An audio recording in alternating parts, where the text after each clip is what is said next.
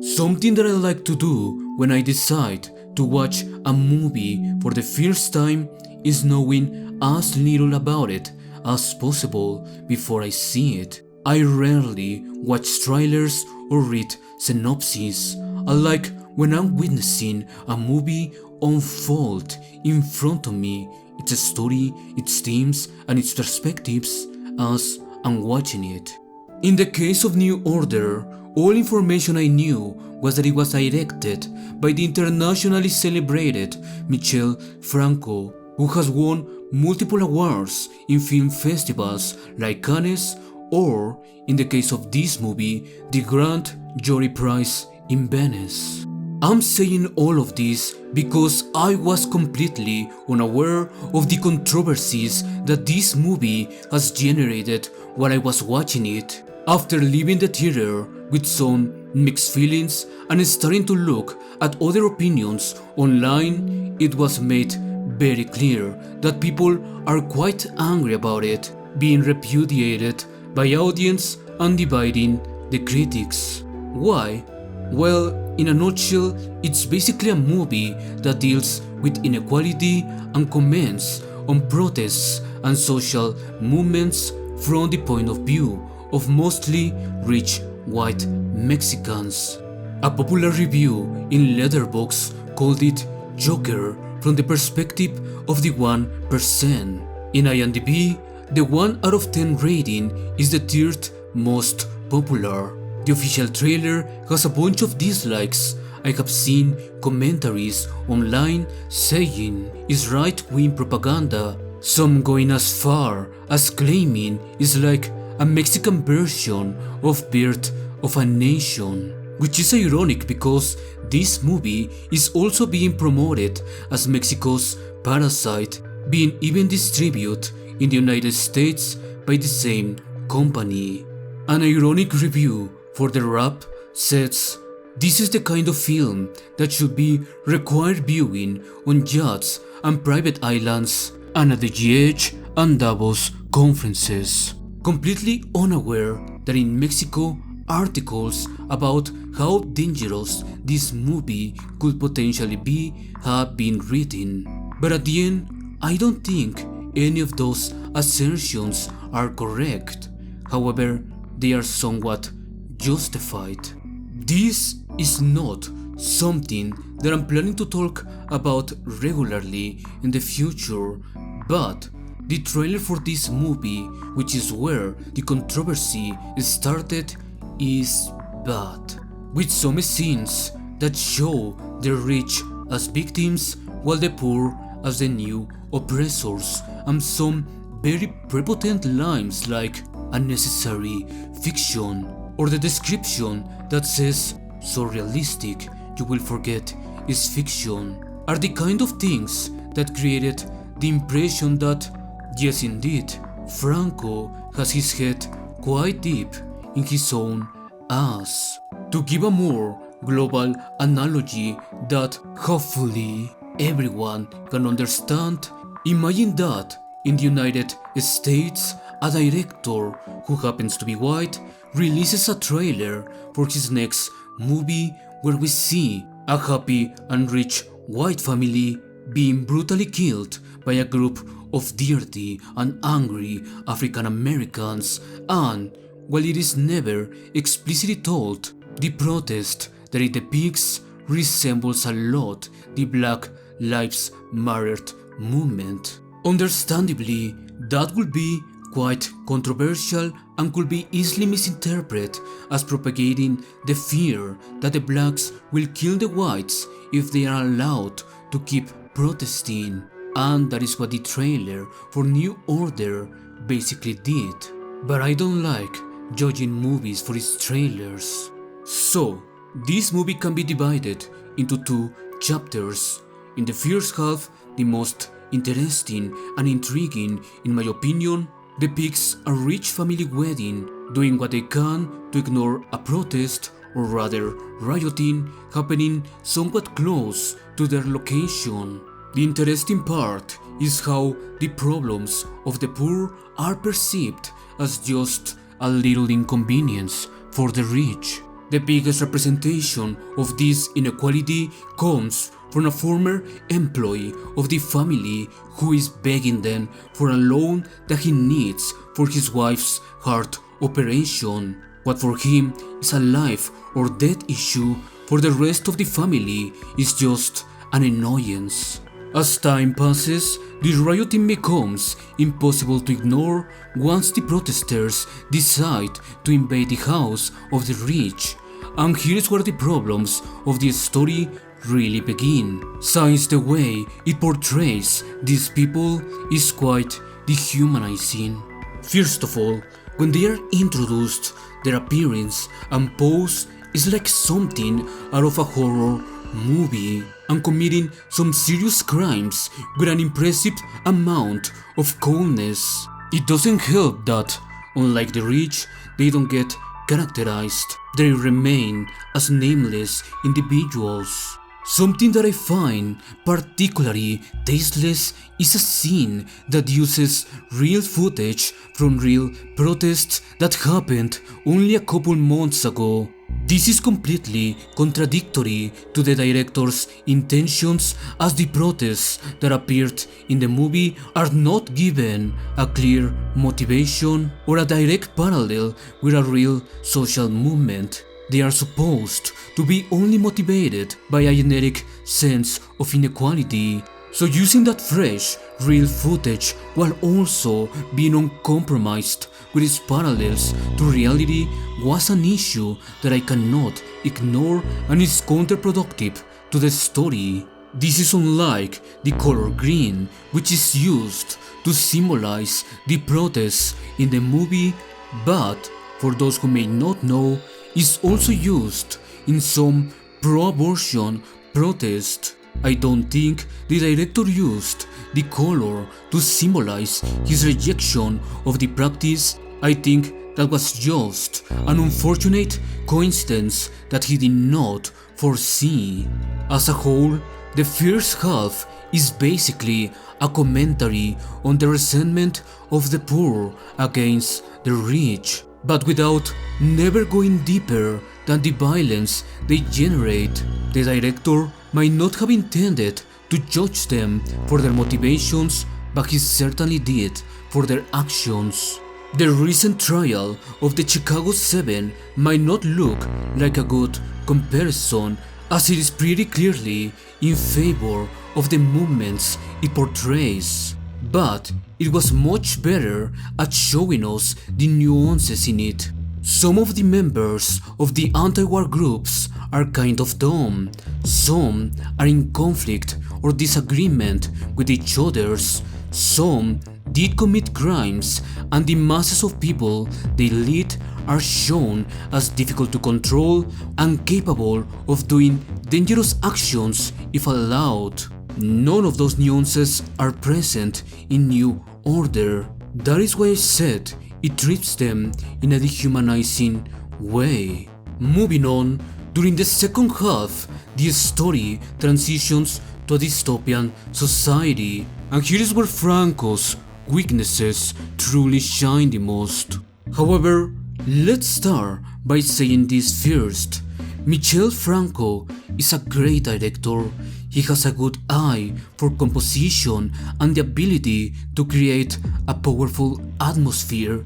He knows when not to cut away, leaving a shot lingering for a bigger emotional effect. If you have seen films from Michel Haneke, this may remind you of him. That is not a coincidence. Franco has recognized him as a big inspiration. And this is also true in this movie.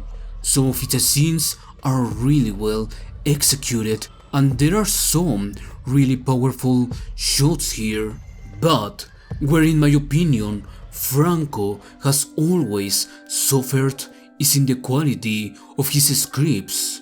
He is not a subtle person, often depicting the themes in his movies in very radical ways. His second movie, for example, After Lucia, deals with the topic of bullying, but it does in its more extreme form, while trying to remain very grounded unrealistic.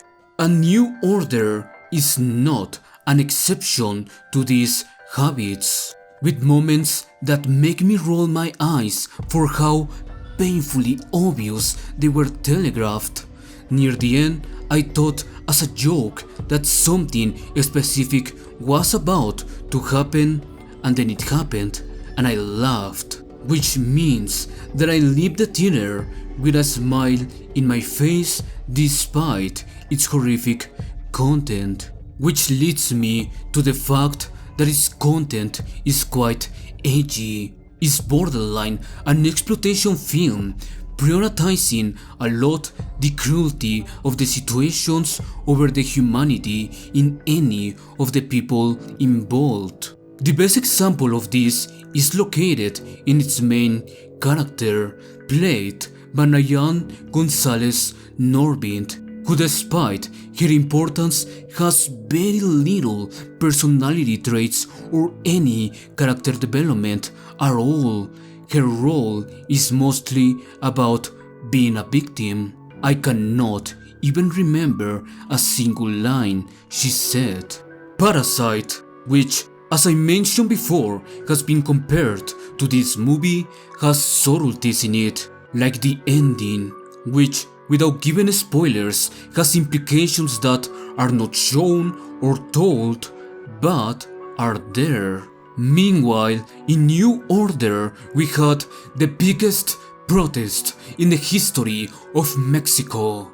This creates an issue where its ambitions and its script are in conflict with each other. According to the director, the movie is trying to remain neutral with the objective of fighting social polarization, a phenomenon that has become a lot stronger in politics and social media in the last couple years. But then the movie, ironically, decides to portray them in the most polarizing way possible, the far left versus the far right, with no moderates here. Similarly, most of the characters are basically morally black or white. We can easily identify who is good and innocent and who is evil and greedy. There is really not much debate here. The one exception is the character of the brother, played by Diego Boneta, who is by far the person with most nuances. When he's first introduced, he appears as a handsome, likable guy whose charisma makes him a popular member of his family.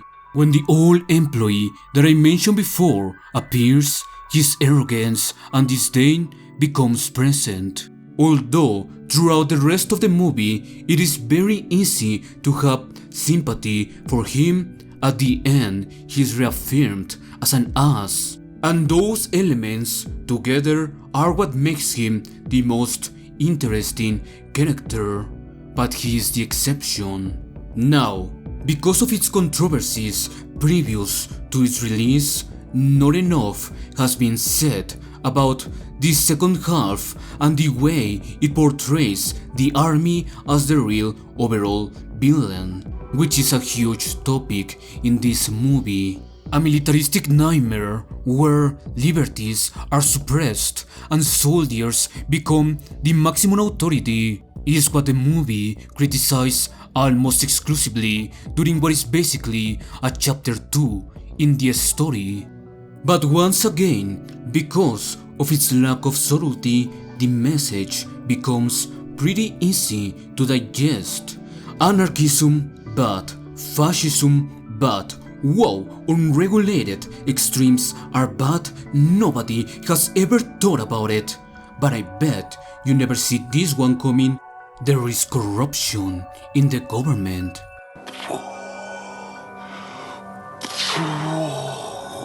Next time, Franco will tell us about how the ugly duckling isn't actually ugly, but is actually a swan. Okay, that might have been an exaggeration. As I said, the intentions are to remain neutral, a sort of criticism on both sides. But because the story has chosen to characterize or give a name to almost nobody but a fraction of the 1%, the result is a script that treats its social classes with inequality, and I don't think this irony is intentional.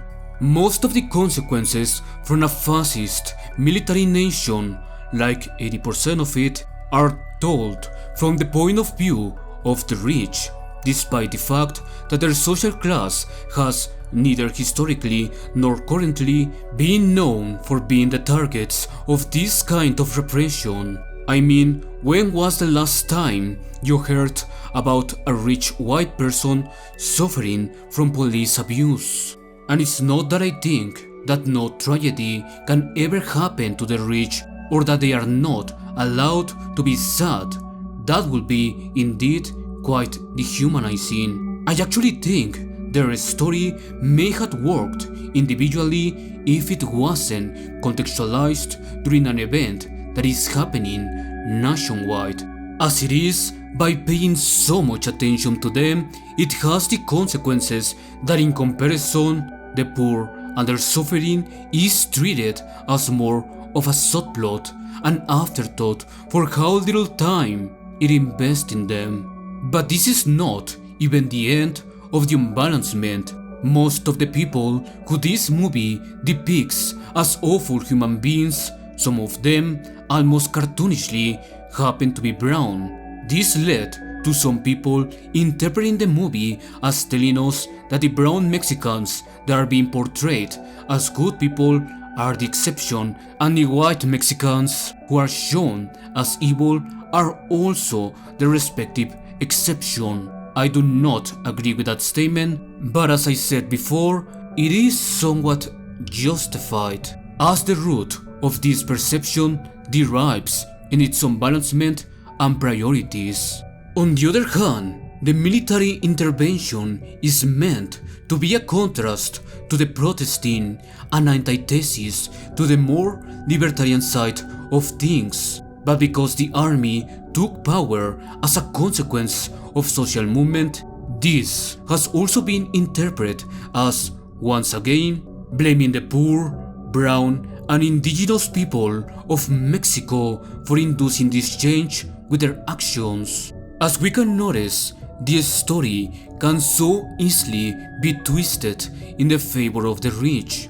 This is for me ultimately a problem of execution rather than intention. In the same way, we can easily interpret Fight Club as anarcho-communist propaganda rather than as a critical satire of it. Or, alternatively, we can distort Parasite as the meaning of the low class because it depicts them as criminals throughout the entire film, even though it is obvious that the movie is fighting for the opposite thanks to its wonderful execution, which, as I had been arguing, is not the case for New Order. And yet, I still feel like I need to defend this movie in some aspects, particularly from the people on Twitter that need to chill and not come to false conclusions when they haven't even watched this movie. Contrary to some accusations, this movie does portray the rich as privileged in crucial ways. But to explain a key aspect, I need to go full spoilers, so before that, allow me to say this. I don't recommend this movie, but it is divisive enough that I think for some it might be worth watching so they can arrive at their own conclusions. It is easy to look at this movie controversy and think of films like The Forgotten Ones, directed by Luis Buñuel, which was incredibly controversial with audience and rejected by many critics for how uncomfortable it made them feel. But with time, it has gained so much recognition that now it is not only known as one of the best Mexican films in history, but also as one of the best films ever. And I just don't think that New Order will receive the same amount of late appreciation. If you are interested in films that deal with similar topics, I recommend I'm No Longer Here, which was distributed on Netflix and therefore should be of easy access in most countries. I will also recommend Workforce, but I have no idea where anyone can watch it. That is the course of independent films.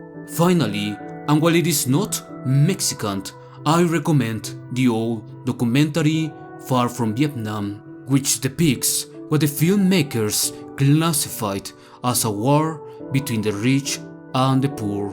So now, I'm moving into spoilers in 3, 2, 1.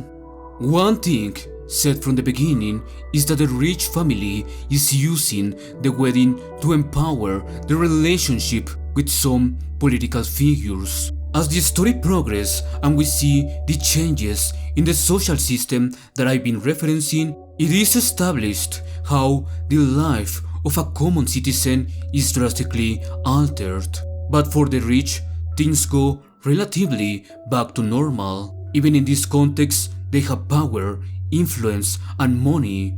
Even in this context, they have privilege. This is a clear criticism to the division in different social classes.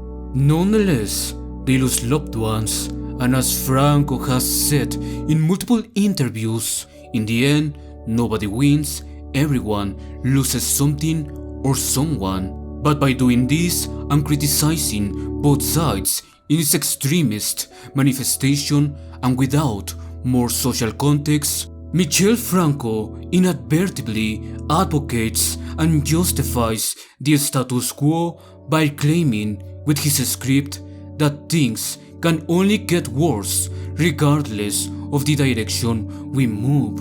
And as we know, the current system tends to benefit only a few in the upper social class.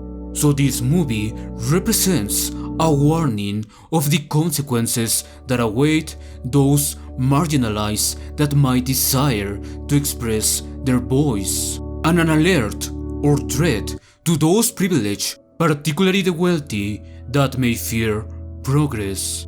In all honesty, I do not think this movie or its director are classist or racist. I will even dare to say that he had good intentions. It's just that the issues he explores are incredibly mismanaged. After all, this is a story that develops in a very nihilistic way, yet it tries to have a deeper social meaning, which is contradictory both in concept and in execution. For me, all of this only ended up demonstrating how little Michel Franco actually understands about social politics. That was all from me. Thanks for watching.